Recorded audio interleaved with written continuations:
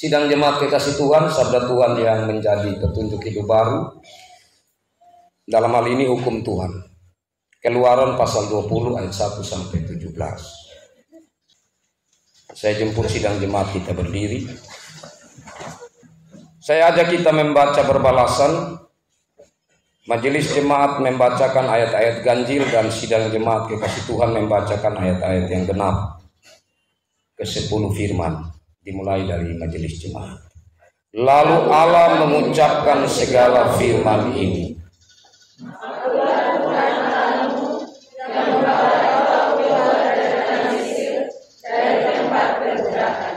Jangan ada padamu Allah lain di hadapanku. Jangan membuat kayu patung yang menyerupai apapun yang ada di langit di atas, atau yang ada di bumi di bawah, atau yang ada di dalam air di bawah bumi.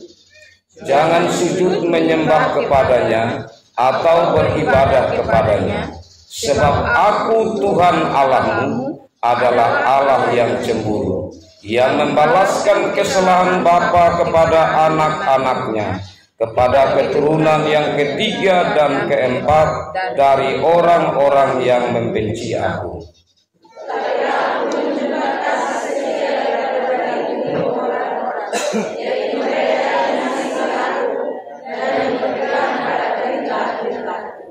Jangan menyebut nama Tuhan Allahmu dengan sembarangan, sebab Tuhan akan memandang bersalah orang yang menyebut namanya dengan sembarangan. 6 hari lamanya engkau akan bekerja dan melakukan segala pekerjaanmu.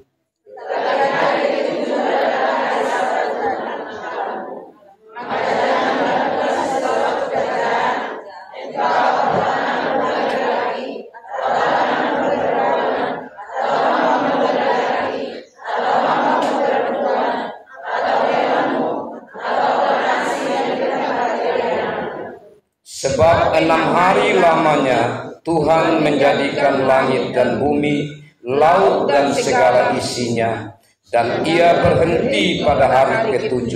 Itulah sebabnya Tuhan memberkati hari Sabat dan menguduskannya.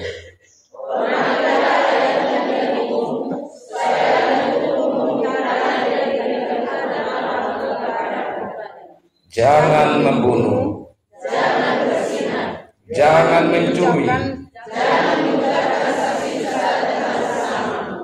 jangan mengingini rumah sesamamu, jangan mengingini istrinya, atau hambanya laki-laki, atau hambanya perempuan, atau lembunya, atau keledainya, atau apapun yang dipunyai sesamamu.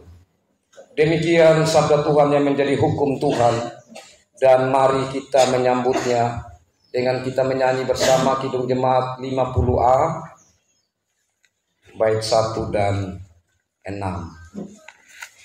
Kidung Jemaat nomor 50 bagian A bait 1 dan 6, sabdamu abadi. Sabdamu abadi, seluruh langkah kami yang mengikutinya hidup sukacita. Tolong agar kami rajin mendalami, lalu melakukan sabdamu ya Tuhan. Disilakan kita duduk. Sidang jemaat kekasih Tuhan, kita masuk dalam pemberitaan sabda Tuhan, firman Tuhan dari Injil Lukas pasal 9 ayat 1 sampai 6. Mari kita berdoa untuk pemberitaan sabda Tuhan. Kita berdoa. Ya Allah Bapa di sorga, dalam Yesus Kristus firman hidup, saat ini kami datang ke hadapan hadirat-Mu ya Tuhan, dalam kesempatan yang indah untuk kembali kami beribadah, dan di tengah-tengah ibadah ini kami akan kembali mendengar merenungkan firman Tuhan. Kami menyadari akan keterbatasan kami. Karena itu saat ini kami mohon campur tangan Tuhan dalam Roh Kudus yang melingkupi masing-masing kami, yang menopang kami untuk kami serius fokus pada pemberitaan sabda-Mu. Dan saat ini ya Tuhan, hamba-Mu yang Tuhan pakai saat ini untuk memberitakan sabda-Mu adalah anak-Mu yang tidak layak. Tapi mari pakai hamba-Mu Tuhan yang berbicara lewat hamba-Mu ini, dan firman-Mu tertabur.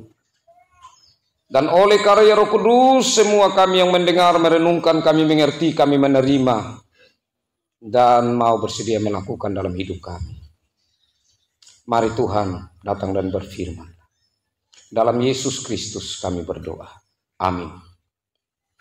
Kekasih-kekasih Tuhan, kita tiba di penghujung dari minggu bulan Februari, di mana dari bulan Januari sampai pada akhir Februari atau minggu akhir Februari ini, kita selalu mendengar bagian firman Tuhan dari Injil Lukas, dan kami berupaya untuk membacanya dalam bahasa Nokaka yang sudah diterjemahkan.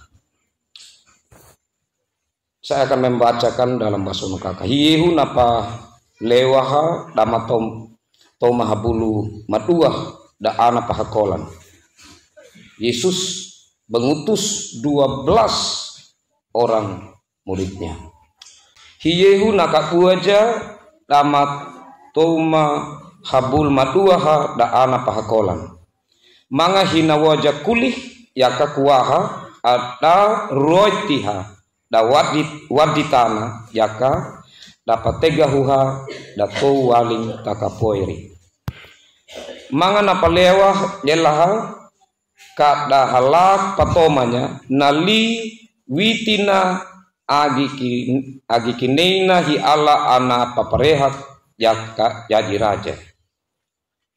Yaka kada pategahuha da to dama kadauku. Wina jahyehu abi idimag gagananya ami halak abi idimang takung, betul ya, takung paang karera riti yakak kopi pahepang pakaian ganti ya. Bayanya namoiri uma nama kami enganongnya lapakung ami tuja punya napadong no ya kabayanya namoi uma dama kami mituja punya napadong no kobahuya na kubur waling ta balawihim tadanya hi Allah enga nahukuja da ana pahakola na hiyehu halak danyaka da libuluha ngaladuk daparaing ada patomanya nali kalung jaka bayayaja dama kadauku ada pategahu. Demikian sabda Tuhan. Berbahagialah saya dan saudara yang selalu rindu untuk mendengar, merenungkan, menerima dan melakukan sabda Tuhan dalam hidup kita. Shalom. Kekasih-kekasih Tuhan, tentu kita ingat bahwa minggu yang lalu itu firman Tuhan tentang kasihi musuh. Karena kalau yang Lewi saya sudah khotbah yang lalu punya toh. Oke. Tentang kasihi musuh. Jadi itu di 6 barangkali. Ya, pasal 6 ayat 22 sampai 36 mungkin itu. 27 ya, 27. Ya. Oke, tentang kasihi musuh. Jadi saya sampaikan sedikit Bapak. Bahwa kita orang Kristen ya, itu dipanggil untuk memiliki cara hidup, teladan hidup yang sudah ditunjukkan oleh Yesus Kristus. Teladan hidup yang telah ditunjukkan oleh Yesus Kristus adalah munamuya na oli torara, baik bagi mereka yang mengasihimu maupun kepada mereka yang memusuhi. Nah, kalau mengasihi orang yang mengasihi kita, orang yang tidak kenal Tuhan juga begitu. Orang yang tidak kenal Tuhan, ya orang yang kasihi dia kasihi. Tapi pertanyaannya, apakah orang yang membenci dia tetap kasihi? Itu pertanyaan. Tapi orang Kristen harus. Karena itu adalah identitas kekristenan kita.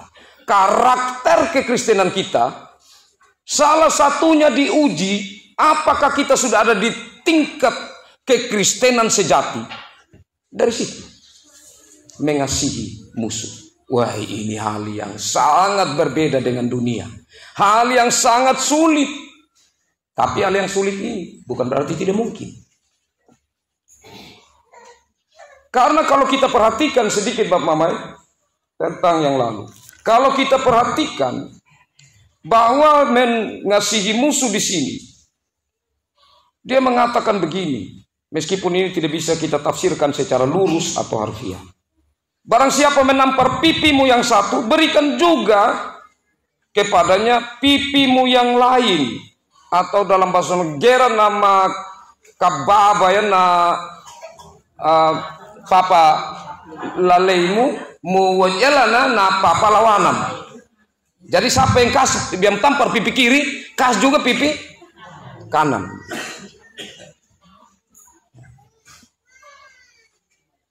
Tapi itu jangan ditafsir secara lurus.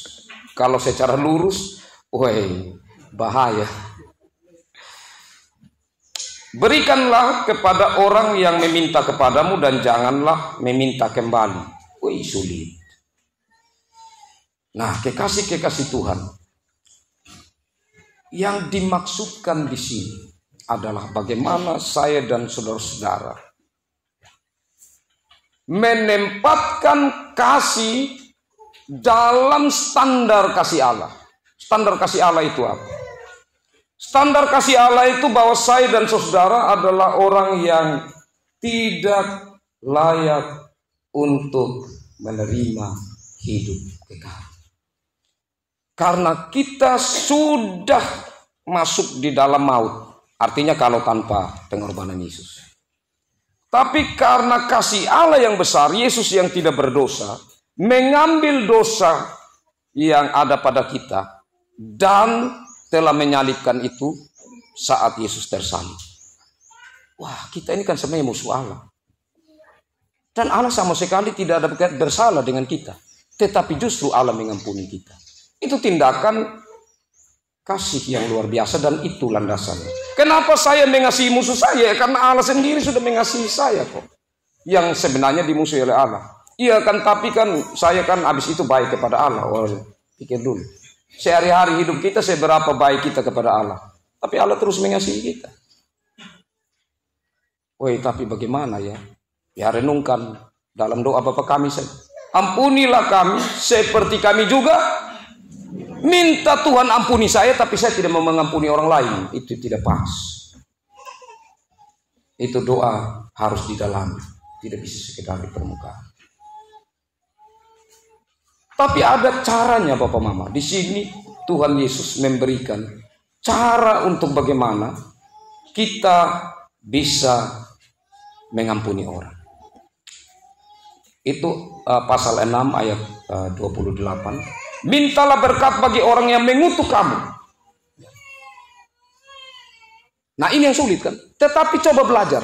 Saat orang mengatakan hal-hal yang tidak baik, mengutuk, yura, tapi yang kita ucapkan itu harus kalimat berkat kepada mereka. Itu belajar dari situ. Karena dengan demikian juga maka kita akan memelihara diri kita. Selanjutnya dia katakan berdoalah bagi orang yang mengasihi kamu. Wah, yang ada kita berdoa untuk supaya dia celaka. Bagaimana berdoa untuk supaya dia selamat atau hal-hal yang baik dia dapatkan. Tapi di sini sebenarnya ada hal baik untuk belajar. Saat dimana saya memusuhi orang atau orang memusuhi saya, saat saya berdoa, itu saya pernah sampaikan sedikit yang lalu. Saat saya berdoa kepada Tuhan, maka kebencian yang tadi ini tinggi, ini kasih di sini. Saat saya berdoa kepada Tuhan hari ini, kebencian dia turun, kasih mulai muncul. Besok saya berdoa, kebencian mulai turun, kasih semakin naik. Begitu terus. Kalau itu terus yang terjadi, saat kita melihat dia, kita rindu untuk memeluk dia. Kita rindu untuk mengatakan, selama ini saya membenci engkau, saya minta maaf. Karena kita telah diajarkan oleh Tuhan untuk saling mengasihi, itu pasti. Tapi maukah kita belajar untuk itu? Untuk mengucapkan kalimat berkat. Jangan cerita di orang sana kejelekannya seperti mau mengucapkan kalimat kutuk. Coba ceritakan hal baik. Ingatlah, setiap orang pasti punya hal baik. Ceritakan itu, latih diri untuk itu. Jadi sekarang ingat Bapak Mame, kalau ada yang dari kita mau cerita tentang kejelekan musuh kita, langsung kita kasih ingat. Tidak ada yang baik tentang dia untuk dicerita, toh jangan cerita yang tidak baik. Jangan sampai itu mungkin juga hanya gosip. Omong-omong yang baik supaya menjadi berkat. Coba belajar. Terus coba belajar doakan orang yang kita tidak senang atau tidak senang dengan kita. Saya yakin Bapak Mama, perlahan-lahan kasih kita akan semakin tinggi. Dan karakter Kristiani kita sebagai gereja yang sejati semakin nyata. Itu sedikit pembuka untuk mengingatkan kita tentang khotbah yang lalu. Sekarang kita masuk pada hari ini kekasih Tuhan. Ini sangat menarik. Saya pernah menyampaikan begini Bapak Mama. Kalau saya dan Bapak Mama menjadi orang Kristen, itu bukan karena usaha kita atau andil kita atau jasa kita. Tidak sama sekali. Saya dan saudara menjadi orang Kristen, itu sudah ditetapkan oleh Allah berdasarkan kasih kemurahannya.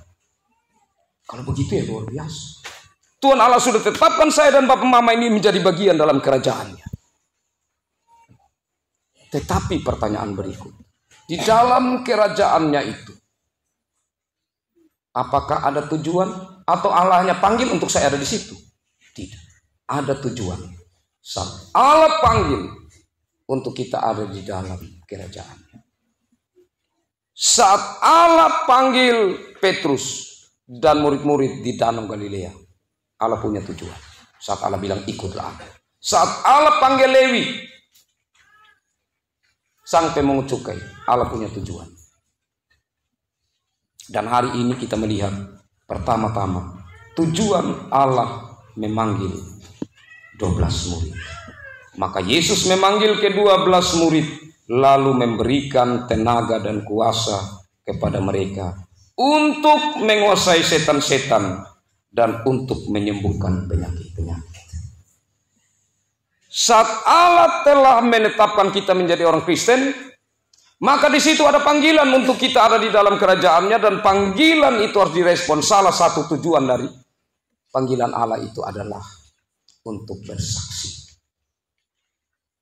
Untuk menyatakan tanda-tanda kerajaan Allah, berita pembebasan, Injil atau kabar baik di tengah-tengah dunia. Dan kalau Allah yang memanggil, maka Allah akan memperlengkapi. Kalau Allah yang memanggil, maka Allah yang akan memelihara. Bukti pertama, sebentar kita akan lihat tentang Allah memelihara. Kita lihat bukti dulu tentang Allah yang memperlengkapi. Di sini dikatakan, aku memperlengkapi kamu dengan kuasa untuk mengusir setan-setan dan juga untuk menyembuhkan penyakit-penyakit. Ini dua hal yang berbeda, Bapak. Tetapi bisa ada dalam satu diri orang. Maksudnya, di saat kita mengalami satu hal dalam dunia ini, dalam artian sakit, maka ada cara pandang dua. Yang pertama, supranatural. Itu artinya lebih dari yang alami, yang sebenarnya, yang dilihat, yang bisa diuji. Itu supranatural. Arti supranatural bagaimana? Oh, itu setan yang buat itu. Itu roh jahat yang buat jadi dia sakit. Jadi kalau sakit hanya dua. Pertama setan yang buat atau karena Tuhan. Oh, Tuhan memang yang kasih hukuman supaya dia sakit. Jadi hal-hal yang supranatural, yang tinggi begitu ya. Jadi itu pandangan pertama. Atau pandangan yang kedua, penyakit. Tidak ada. Saya tidak percaya itu kalau dari setan. Tidak ada kalau setan mau datang di orang. Ini penyakit, ini harus cari tahu sebabnya apa. Jadi mulai tanya, Bapak tadi ada makan apa? Atau kemarin mungkin ada makan apa? Salah makan apa jadi sakit seperti ini? Nah, kekasih Tuhan. Kalau kita membaca firman Tuhan, ya, terkhususnya di Perjanjian Baru, kita akan temukan bahwa kadang orang itu dia sakit karena dirasuki setan. Yang kedua, dia sakit karena memang alaminya dia sakit, bukan karena setan. Yang ketiga, karena setan dan memang penyakitnya. Jadi ada dua. Yang satu kali masuk dalam dirinya. Nah, kekasih Tuhan, kenapa Tuhan beri dua kuasa? Ini kita harus membedakan. Jadi yang pertama, kuasa untuk mengusir setan itu sebenarnya sebuah kuasa yang diberikan Tuhan kepada setiap orang percaya. Saya ulangin penting. Kuasa untuk mengusir setan diberikan kepada setiap orang percaya. Jadi Bapak Mama bisa usir setan. Bisa. Saat Bapak Mama dengan iman dalam nama Yesus bisa usir setan. Tapi kalau kesembuhan sakit penyakit di luar yang karena setan, itu karunia. Ingat ini. Jadi kuasa mengusir setan, semua orang percaya diberi kuasa untuk melakukan itu. Tetapi kalau penyembuhan dari penyakit itu karunia. Jadi ini pendeta ini kenapa dia tidak bisa? Dia bisa usir setan tapi dia tidak bisa kesembuhan orang punya penyakit ini. Ya karena kalau untuk karunia, untuk penyembuhan itu karunia Bapak. Tuhan tidak berikan kepada semua orang. Kepada orang-orang tertentu yang memang Tuhan mau memberi kepada mereka. Nah, kekasih Tuhan, inilah yang Tuhan berikan. Dua hal atau double berkat karunia yang Tuhan berikan kepada 12 murid ini. Sudah pun diberi kuasa secara umum, dan yang berikut diberi yang khusus, yaitu karunia untuk menyembuhkan. Dan ia mengutus mereka untuk memberitakan kerajaan Allah dan untuk menyembuhkan orang. Kekasih Tuhan, ada dua hal yang dilakukan sekaligus di sini. Jadi menyampaikan kebenaran dan menunjukkan kuasa dari kerajaan Allah itu sendiri. Kebenaran itu menjadi pegangan. Kalau kebenaran itu tidak ada dan yang ada itu hanya mujizat, maka orang percaya Tuhan sebagai pembuat mujizat, tetapi bukan sebagai sumber kebenaran. Itu yang mau disampaikan lewat firman Tuhan ini.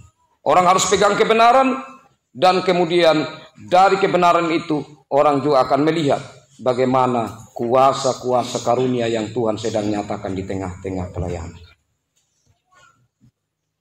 Katanya kepada mereka, jangan membawa apa-apa dalam perjalanan, jangan membawa tongkat atau bekal, roti atau uang, dan 2 helai baju. Bapak Mama kekasih Tuhan, ini sebenarnya firman Tuhan sangat menarik. Karena kalau dibaca secara sastra atau teknik kerangka penulisannya, kita akan melihat ada ikatan atau jaring atau kesinambungan, ya, yang saya kadang bilang paralel. Jadi ini kalau kita perhatikan bahwa terhubung dengan saat Yesus dicoba oleh iblis di padang gurun. Saat Yesus dicobai oleh iblis di padang gurun, iblis tawarkan makanan. Ubahlah batu itu menjadi roti. Iblis tawarkan kekuasaan. Iblis tawarkan kemuliaan kepada Yesus. Dan sebenarnya kalau kita tarik ke belakang, itu juga menggambarkan tentang Israel yang 40 tahun di padang gurun. Mereka sering menggerutu kepada Allah karena mereka kekurangan makan. Mereka sering menggerutu kepada Allah saat mereka menghadapi bangsa-bangsa yang besar. Mereka belum melihat. Mereka belum secara penuh bersandar dan berharap kepada Allah. Jadi kekasih-kekasih Tuhan, kalau kita mau tarik begini ya. Di perjanjian lama, bangsa Israel 40 tahun perjalanan di padang gurun. Padang gurun itu seperti Taman Eden yang di situ ada tantangan, ada buah, pohon pengetahuan yang baik dan yang jahat. Selain pohon kehidupan. Tapi yang dilarang itu pohon buah pengetahuan yang baik dan yang jahat. Dan bagaimana mereka supaya tetap taat kepada Tuhan, karena apa yang Tuhan minta di Taman Eden supaya taat, tetapi Adam dan Hawa tidak taat jatuh, dan kemudian Tuhan pilih lagi seperti Adam yang baru, yaitu bangsa Israel. Dan bangsa Israel ini di padang gurun, Tuhan mau melihat bentuk kesetiaan mereka, tapi mereka gagal juga. Dan kita melihat pada akhirnya setelah mereka masuk di Kanaan, mereka juga masih lagi dibuang lagi di Babel. Mereka jatuh.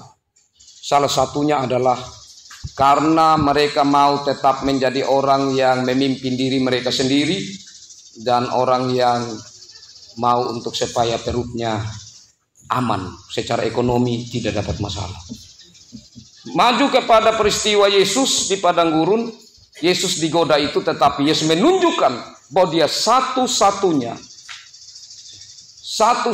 Adam yang baru, satu-satunya Israel yang baru, yang bisa melawan kehendak dari iblis, yang bisa melawan godaan tawaran dari iblis untuk tetap menyatakan ketaatan kepada Bapa.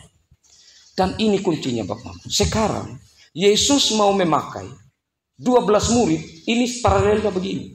12 murid ini menggambarkan 12 suku bangsa Israel yang gagal tadi. Jadi sekarang 12 murid ini menggambarkan apa Bapak Mama? Menggambarkan gereja sekarang, yang adalah kelanjutan dari bangsa pilihan Tuhan. Gambaran 12 murid ini. Dan 12 murid ini diutus. Tapi kenapa mereka jangan bawa roti? Itulah yang terjadi masalah di padang gurun.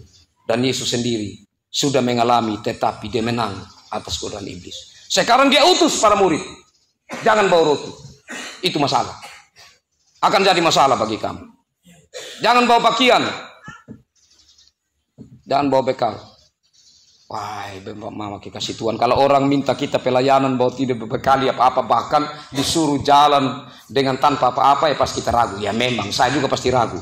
Tapi kalau Tuhan yang suruh, kenapa saya ragu? Kalau manusia yang suruh, mungkin saya ragu. Tapi ini Tuhan Yesus sendiri yang suruh. Karena apa kekasih-kekasih Tuhan? Tuhan mau ajar para murid supaya mereka jangan bergantung pada pilar-pilar itu. Makanan itu kadang bisa jadi pilar hidup kita, Bapak. Sawah bisa jadi pilar hidup kita. Maksudnya, pilar yang lebih kuat daripada pilar kita, iman kita kepada Tuhan. Banyak hal dalam hidup ini yang kita bergantung kepadanya sampai kita mengesampingkan atau bahkan kita sementara menyaksikan akan ketotalan pimpinan Tuhan. Jadi di sini diminta untuk totalnya mereka itu berserah penuh pada pimpinan Tuhan. Tidak ada roti, tidak ada baju ganti, tidak ada bekal apa-apa yang mereka bawa. Jadi di situ mereka harus menyadari bahwa saya pergi pelayanan pertama fokus, tapi yang kedua juga bergantung penuh kepada Tuhan yang memelihara dan memimpin saya. Jadi itu tadi yang saya katakan, yang pertama Tuhan memberi mereka, memperlengkapi dengan kuasa. Yang kedua Tuhan memelihara. Mereka bergantung kepada Tuhan karena percaya Tuhan memelihara. Ini dua hal yang penting sekali. Kekasih-kekasih Tuhan. Ini gambaran tentang apa yang harus dijalani oleh gereja masa kini. Dan kalau kita perhatikan,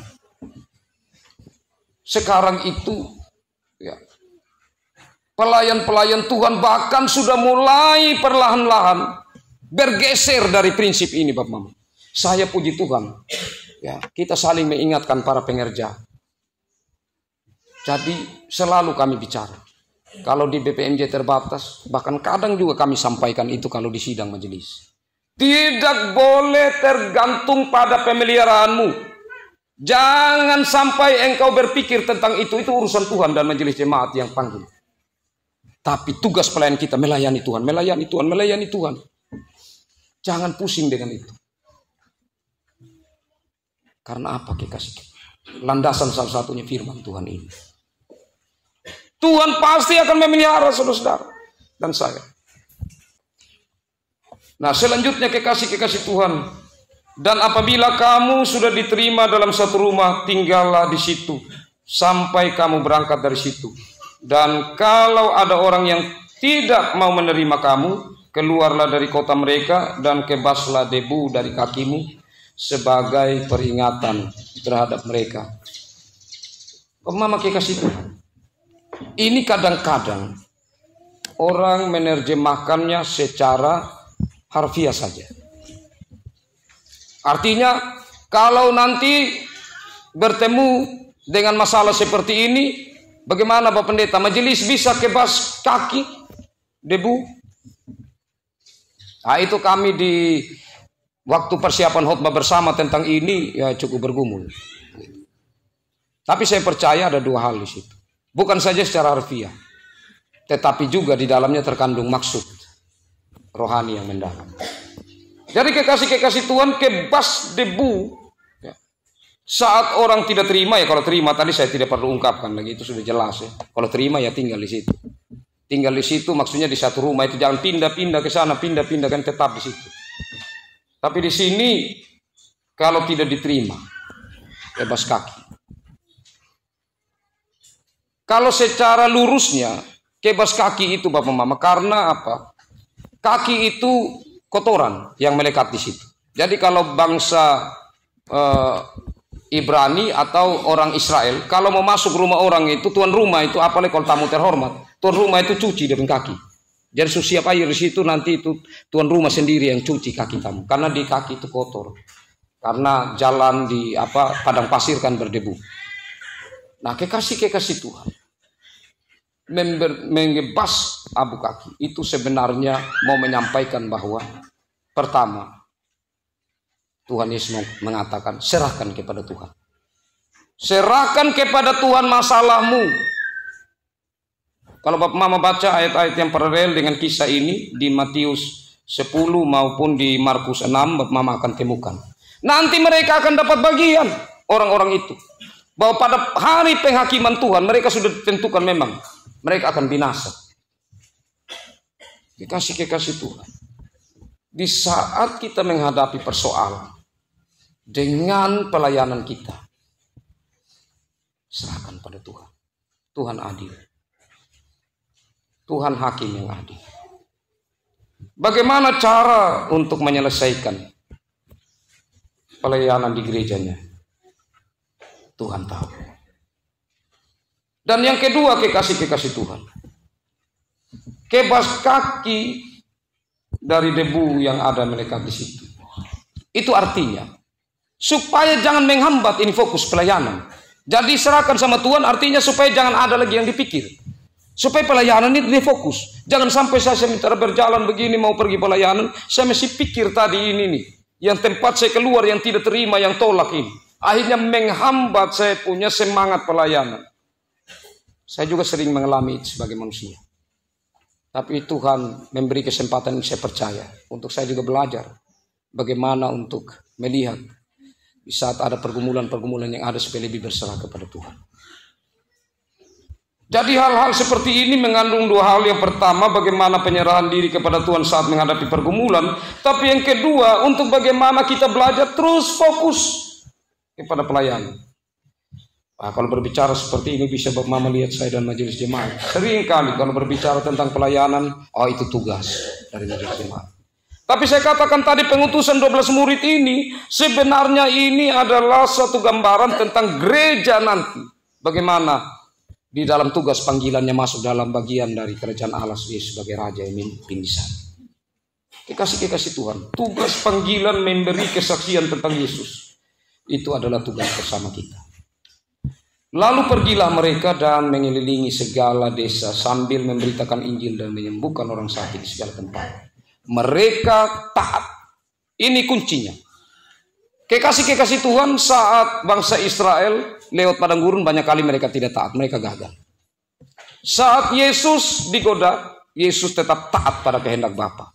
Sekarang gereja dipanggil untuk taat. Seperti apa yang digambarkan lewat murid-murid yang mengikuti apa yang Yesus mau. Pergi, pelayani, saya akan dampingi kamu. Saya akan memperlengkapi kamu, memelihara kamu. Tugas kamu adalah pergi. Sekarang Bapak Mama, banyak kali kita berpikir pada relasi kita. Kita berpikir, Pak, nanti dia bagaimana. Ya sampai kalau saya omong begini bagaimana.